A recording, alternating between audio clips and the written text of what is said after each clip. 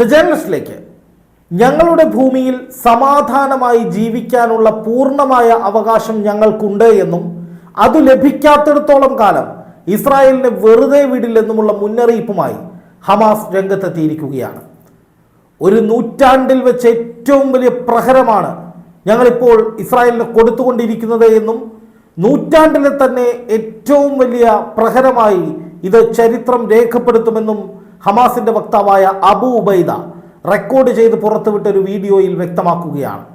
എന്നുവെച്ചാൽ ഇസ്രായേലിനെ ആഞ്ഞടിക്കുക, കനത്ത പ്രഹരമേൽപ്പിക്കുക, വലിയ നാശനഷ്ടങ്ങൾ ഉണ്ടാക്കുക, സൈനികരെ തെക്ക് വടക്ക് ഓടിച്ച് വെടിവെച്ച് കൊല്ലുക, ബോംബ് ബ്ലാസ്റ്റിങ്ങിലൂടെ ഇസ്രായേലിന്റെ സൈനിക വാഹനങ്ങൾ തകർക്കുക, ആയുധങ്ങൾ പിടിച്ചെടുക്കുക തുടങ്ങിയവയൊക്കെ ഇനിയും നിർബാധം ഞങ്ങൾ തുടരുമെന്നും 85 ദിവസമായിട്ടും വിജയിക്കാൻ കഴിയാത്ത, ഹമാസിനെ ഒന്നും ചെയ്യാൻ കഴിയാത്ത ഇസ്രായേൽ ഇനിയും ഒരുപാട് അനുഭവിക്കേണ്ടി വരുമെന്നും ഹമാസ് മുന്നറിയിപ്പ് കൊടുക്കുകയാണ്.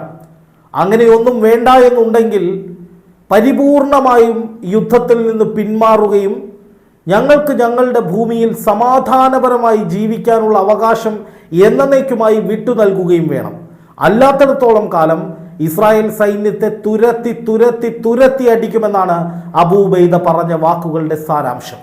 എന്ന് വെച്ചാൽ ഇത്രയും നാളായി ഈ 85 ദിവസമായി 10-21,000 ജനങ്ങളെ വ്യോമാക്രമണത്തിലൂടെയും മറ്റും കൊന്നു തള്ളിയിട്ടും ഇസ്രായേലിന് ഹമാസിനെ പിന്തിരിപ്പിക്കുക എന്ന ആത്യന്തിക ലക്ഷ്യം നേടാനായില്ലെന്നും മാത്രമല്ല, ഹമാസിൻ്റെ ശക്തി വർദ്ധിച്ചു കൊണ്ടിരിക്കുകയാണ്, അവരുടെ പോരാട്ട വീര്യം വർദ്ധിക്കുകയാണ്, അവർ തിരിച്ചടി നൽകുന്ന തോതും വർദ്ധിക്കുകയാണ് എന്നത് ഇസ്രായേലിന് വലിയ തിരിച്ചടിയുമാവുകയാണ്.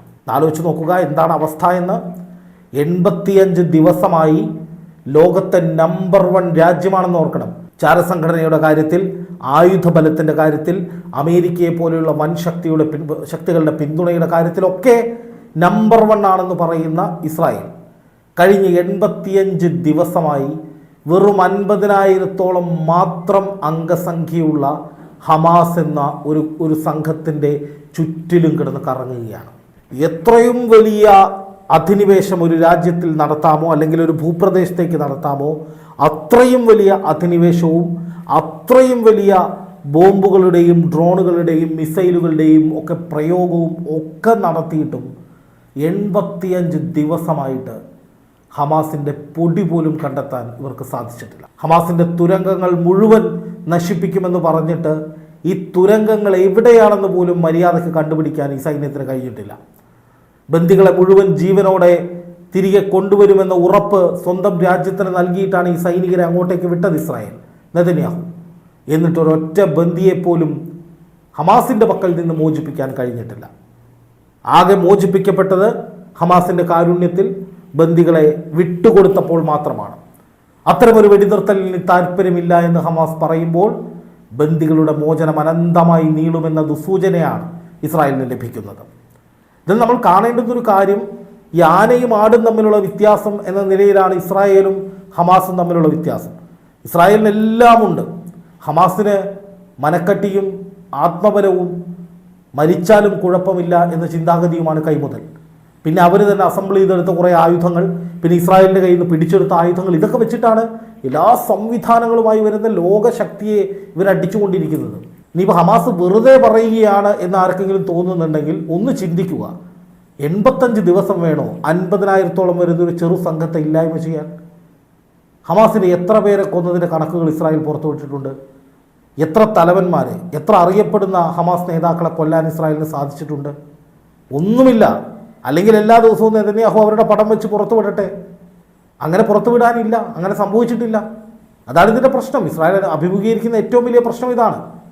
5000-ലധികം സൈനികരെ ഇസ്രായേലിന് നഷ്ടപ്പെട്ടു എന്നാണ് ഹമാസ് പറയുന്നത്. അതുപോലെ തന്നെ ഏതാണ്ട് 800-നും 1000-നും ഇടയ്ക്ക് ടാങ്കുകൾ ഉൾപ്പെടെയുള്ള സൈനിക വാഹനങ്ങൾ ഞങ്ങൾ തകർത്തിട്ടുണ്ട് എന്നാണ് ഹമാസ് അവകാശപ്പെടുന്നത്. അതിൽ നിന്നൊക്കെ കോടിക്കണക്കിന് രൂപയുടെ ആയുധങ്ങൾ ഹമാസ് കണ്ടെടുത്തിട്ടുണ്ട്. അതായത് ഹമാസ് അവരുടെ ആവശ്യത്തിനായിട്ട് ഇസ്രായേൽ സൈന്യത്തിന് തകർക്കപ്പെട്ട വാഹനങ്ങളിൽ നിന്നുള്ള ആയുധങ്ങൾ എടുത്തിട്ടുണ്ട്. അതുണ്ടാക്കുന്ന ഇസ്രായേലിനുണ്ടാക്കുന്ന ആഘാതം വളരെ വലുതാണ്. ഹമാസിനോട്ട് ഒന്നും ചെയ്യാനും കഴിയുന്നില്ല. എന്നാൽ കോടിക്കണക്കിന് രൂപ കൊടുത്ത് വാങ്ങിച്ചു വെച്ച ആയുധങ്ങൾ മുഴുവൻ ഹമാസ് എടുത്തുകൊണ്ട് പോവുകയും ചെയ്യണം. എന്നിട്ട് അത് വെച്ച് തിരിച്ചടിക്കുകയാണ്. എന്തൊരവസ്ഥയാണ്! ഇസ്രായേൽ സൈനികർ എത്തിപ്പെട്ടിരിക്കുന്ന ഒരു ട്രോമ അല്ലെങ്കിൽ ഒരു മാനസിക സംഘർഷങ്ങളുടെ തോത് എന്ന് പറയുന്നത് ഇത്രത്തോളം ആഴത്തിലുള്ളതാണ് എന്ന് ഒന്ന് ചിന്തിച്ചാൽ മനസ്സിലാകുമെന്നാണ് എനിക്ക് തോന്നുന്നത്. എന്തായാലും സമാധാനത്തിന് വേണ്ടിയുള്ള ശ്രമങ്ങൾ നടക്കുമ്പോൾ തന്നെയാണ് ഹമാസ് അതിശക്തമായി നിലപാട് കടുപ്പിച്ച് രംഗത്ത് വന്നത്. ഈജിപ്ത് നേരത്തെ ഒരു സമാധാന പദ്ധതി അവതരിപ്പിച്ചിരുന്നു. ഹമാസും പലസ്തീനും കൂടിയുള്ള ഒരു സംയുക്ത സർക്കാർ പലസ്തീനിൽ ഭരണം നടത്തട്ടെ എന്നുള്ളതായിരുന്നു ഈജിപ്തിൻ്റെ ഫോർമുല. അങ്ങനെയാണെങ്കിൽ ബന്ദികളെ മുഴുവൻ അങ്ങോട്ടും ഇങ്ങോട്ടും കൈമാറി അധിനിവേശം പൂർണ്ണമായും അവസാനിപ്പിച്ച് ഒരു സ്വതന്ത്ര രാഷ്ട്രമായി സ്വതന്ത്ര സർക്കാരായി അവിടെ ഹമാസും പലസ്തീൻ അതോറിറ്റിയും ചേർന്ന് ഭരിക്കട്ടെ എന്നുള്ളതായിരുന്നു ഈജിപ്തിൻ്റെ ഒരു ആദ്യത്തെ ഡീല്. അത് ഇസ്രായേൽ പൂർണ്ണമായും തള്ളി. ഇസ്രായേൽ ഇപ്പോഴും പറയുന്നത് ഖത്തറിനെയും അമേരിക്കയും ഒക്കെ കണ്ട് ഈജിപ്തിനെയും ഒക്കെ കണ്ടുകൊണ്ട് ഇസ്രായേൽ ഇപ്പോഴും നെതന്യാഹു ഇപ്പോഴും പറയുന്ന ഒരു വാദമെന്ന് പറയുന്നത് വീണ്ടും ഒരു ഇടക്കാല വെടിനിർത്തൽ 3 ഘട്ടങ്ങളിലായിട്ട്.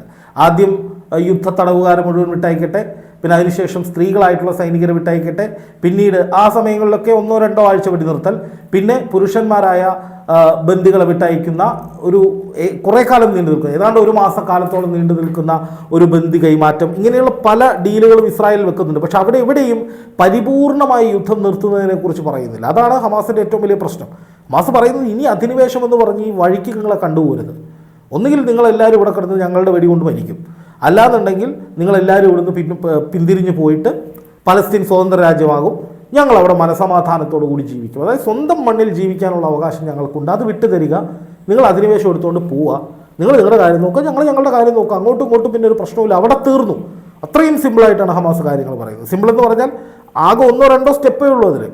ഇതുപോലെ ഒരു ഘട്ടത്തിൽ 5 പേരെ കൊടുക്കുന്നു, പിന്നെ അടുത്ത ഘട്ടത്തിൽ 50 പേരെ കൊടുക്കുന്നു, പിന്നെ 500 പേരെ കൊടുക്കുന്നു, 10 ദിവസം 20 ദിവസം 30 ദിവസം വെടിനിർത്തൽ, പിന്നെയും അടി, അതൊന്നുമില്ല.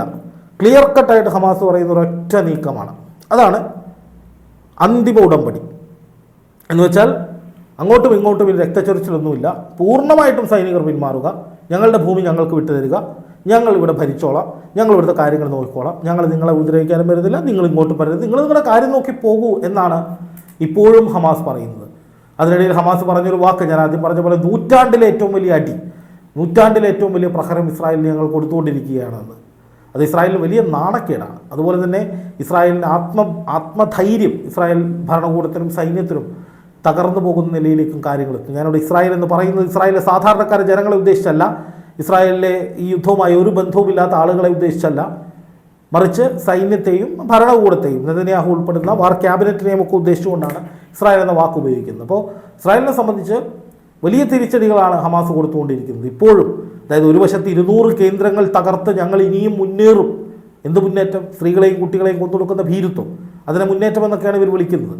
അങ്ങനെ ഞങ്ങൾ വലിയ മുന്നേറ്റം നടത്തുന്നു, ഇനിയും കിലോമീറ്ററുകളോളം ഞങ്ങൾ യുദ്ധം വ്യാപിപ്പിക്കുമെന്നൊക്കെ ഇസ്രായേൽ പറയുന്ന അതേ സമയത്താണ് ഹമാസ് പറയുന്നത് നിങ്ങൾ എന്തൊക്കെ കാണിച്ചു കൂട്ടിയാലും ഞങ്ങൾ അടി തുടരും, ഞങ്ങൾ ഇതേ രീതിയിൽ തന്നെ മുന്നോട്ട് പോകും. എന്തെങ്കിലും തരത്തിലുള്ള സമാധാനം നിങ്ങൾ ആഗ്രഹിക്കുന്നുണ്ടെങ്കിൽ ഞങ്ങൾ പറയുന്നത് കേൾക്കുക. ആ നിലയിലേക്ക് ഇസ്രായേലിന് മുന്നിൽ നിന്ന് വെല്ലുവിളിക്കുന്ന ഹമാസ് ഈ യുദ്ധം ഇനിയും സങ്കീർണമാകുമെന്ന സൂചനകളാണ് നൽകുന്നത്. അല്ലെങ്കിൽ ഒരു ഒത്തുതീർപ്പിലേക്ക് ഇസ്രായേൽ പോകാതെ വഴിയില്ല എന്ന അവസ്ഥയിലേക്ക് അവരെ എത്തിക്കാനും സാധ്യതയുണ്ട്.